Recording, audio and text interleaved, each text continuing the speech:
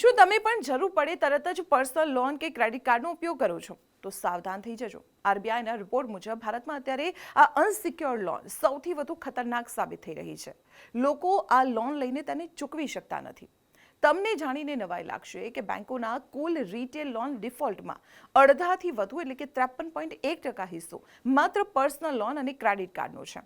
તેમાં પણ પ્રાઇવેટ બેંકોમાં જોખમ 76% જેટલું ઊંચું છે. ખાસ કરીને 35 વર્ષથી ઓછી ઉંમરના યુવાનો આ જાળમાં વધુ ફસાઈ રહ્યા છે. ફિનટેક કંપનીઓ જે સરળતાથી લોન આપે છે તેના 70%થી વધુ લોન અનસિક્યોર્ડ છે. જે લોકોએ 5 કે તેથી વધુ જગ્યાએથી લોન લીધી છે તેઓ અત્યારે સૌથી વધુ સ્ટ્રેસમાં છે. ક્રેડિટ કાર્ડ ડિફોલ્ટ પણ રોકેટ ગતિએ વધી રહ્યા છે. અત્યારે અંદાજે 6,700 કરોડ રૂપિયાથી વધુના ક્રેડિટ કાર્ડ પેમેન્ટ અટવાયેલા છે. કારણ શું? મોજશોખ માટે વધુ પડતો ખર્ચ અને અચાનક નોકરી જવી. ખાસ કરીને ટિયર 2 શહેરોના યુવાનો નાની લોનમાં વધુ ડિફોલ્ટ કરી રહ્યા છે.